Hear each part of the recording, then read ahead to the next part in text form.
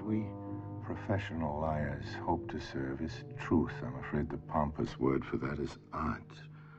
Art, he said, is a lie. A lie that makes us realize the truth. Few things are harder to talk about than art. The whole point of my channel is to try and explore this field. And while some might cringe at the prospect of calling anime art, it does not change the fact that media makes us think and feel like other things in life have the capacity to. Therefore, when something grabs your attention with such force, it is only natural to try and understand it, to formulate theories about it, and to discuss it to the point of overanalyzing. However, to even begin to try and understand a piece of art is a problem, because how are we supposed to do it? Is there a way of thinking that can encapsulate things so diverse as a Brahms symphony or a lithographic work by Hokusai? Should we then categorize art by the form? Even then, how do we compare works as different on the surface as Nighthawks and the Arnolfini portrait?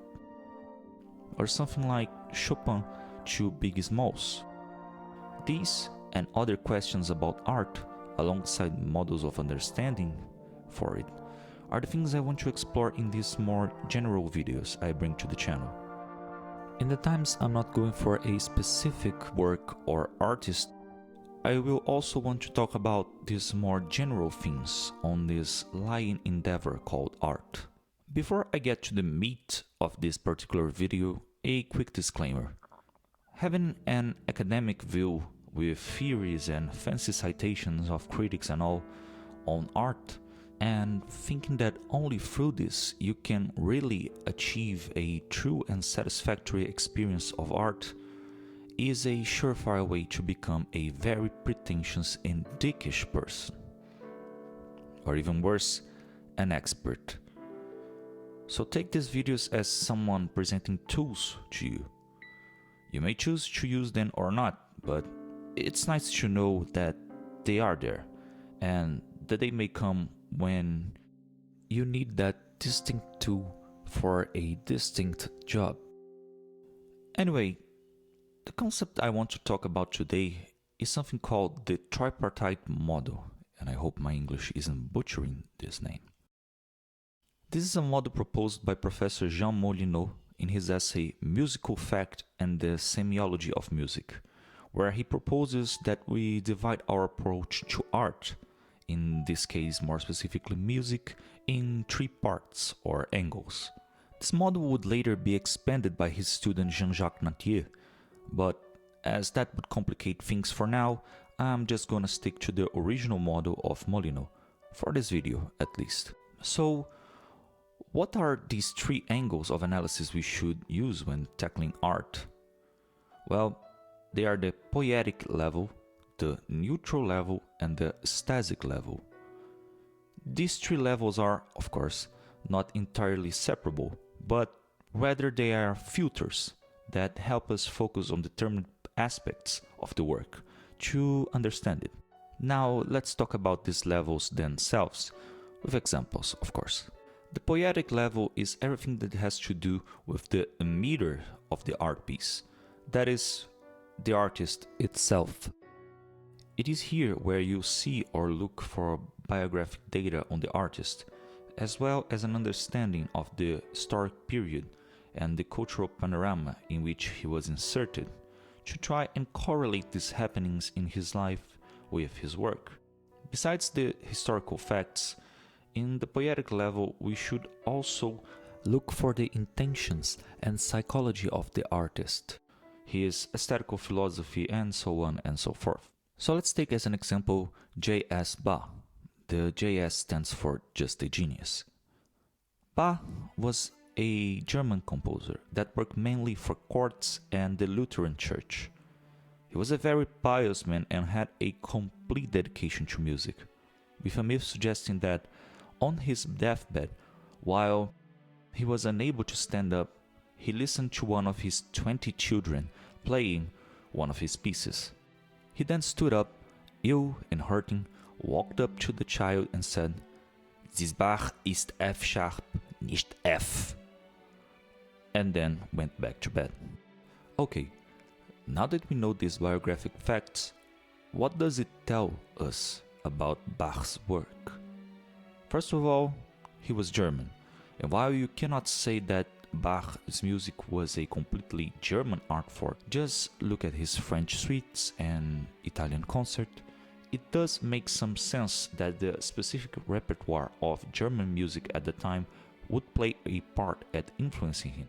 Second, he worked for the Lutheran Church. That may seem like something that only informs us that he made sacred music, which had to follow distinct purposes that the masses of the time required. However, being in Germany, a country that was not actually Germany at that point in time, but that was a region that had both Catholic and Protestant demographics, the fact that Bach's music was for a Protestant church tells us something important, because in Protestant churches at the time, the use of instruments other than the human voice was something way more accepted than in Catholic churches, where pure vocal works were largely the norm. That casts a light on the great use of instruments and orchestration on Bach's work and sacred forms. And what about his dedication to music? That not only informs us of his meticulous approach reflected in the very mathematical and yet very human and musical lines that he composed, but also that he was constantly pushing the art forward, as for example in his The Well-Tempered Clavier, an avant-garde piece for the time that affirmed the tonal system, alongside his many other pieces, with a catalog of more than 1,000 works, which, when you have 20 fucking mouths to feed in a time where being a musician paid even less than it does today, is very understandable. This all serves to show that looking at the poietic level, the life and context of the artist, as well as the confection of his work, we can have some frameworks to get a deeper understanding of said artist or work. Okay, now that the poietic level is clear, I hope, let's go to the next one, the neutral level. The neutral level is an effort to try and look only at the material traces of the art piece, ignoring poietic or esthesic causes or effects, which is very hard to do, but it is what we try at this level. In this level, we discuss techniques and theories, ways of working the medium that we are using. As it's inherent to this level, I'm going to get a little bit more technical in my example, but I will try to make it simple. Let's take Debussy's work. To analyze it through the neutral level, we would be talking about the music sheet and the building blocks of his work. Debussy's great contribution on the field of music theory is the scape, or the blurring of the tonal system, using procedures of chords of the same quality that are put in sequence only as a matter of color, or building his passages in a way that we get doubts as to whether we are listening to a minor or a major centered part. His preference for the use of pentatonic scales, and outstandingly the whole tone scale, also falls under the umbrella of the neutral level. Instrumentation is of course also an aspect here. Besides all the very intricate orchestration interactions that happen, and the timbre of each instrument, the selected instruments also tells us about range, since the range of a solo piano piece is different from a cello with oboe duo. I'm isolating every level in this video, but of course you can and should mix them up. In Debussy's case, I could tell how it was on the 1889 Paris Exposition Universelle that Debussy listened to gamelan music, which influenced him to use pentatonic scales. So mix them up, because the work of art is indissoluble. Separation and categorization are here only to help. Last but most certainly not least, we have the esthesic level. This is the level that has to do with the reception of the work, i.e., the audience. So not only should we talk about how the work will be perceived, the psychological and physical impact of it, but also the cultural, regional, time period, context of the reception. Another aspect that belongs to this level is the manner of presentation of the work. For example, it is aesthetically different to watch a movie on your PC screen versus on a movie theater. Same thing applies to listening to music on headphones versus on a live concert. Let's now take Stravinsky's Rite of Spring. When it premiered in Paris the 29th of May 1913, it was a riot. Literally, it caused a riot.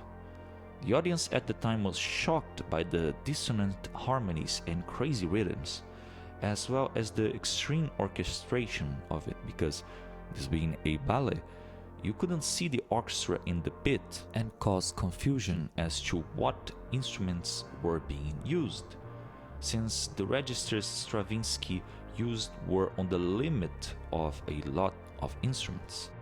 The choreography of the ballet also created quite a stir, seeing as the movements were very rough, stompy, and sharply angular, something that went totally against the norm at the time of fluid, mellifluous movements. So the audience protested, shouted, with the performance being interrupted by the people in the theater. If you look nowadays, however, Stravinsky's harmonies and rhythms look cute and baroque even, next to some of the wild dissonance that many musicians have achieved. And the choreography is way less shocking, being even seen as outdated by some.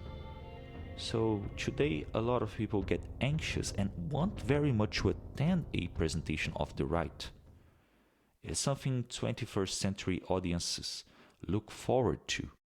I hope I've done my job correctly up to here, and that you now understand this framework for art analysis. But before I terminate this broadcast, there's one more thing I want to do. If you notice in this video, you'll see that my examples of art for each of the 3 levels were all musical examples. The reason for that was twofold. 1. The theories of Molyneux and Nattier were originally made to tackle the musical fact, as they like to call it. And 2. I know more about music than I do other arts, since it is more of my area, and so I get more comfortable talking about it.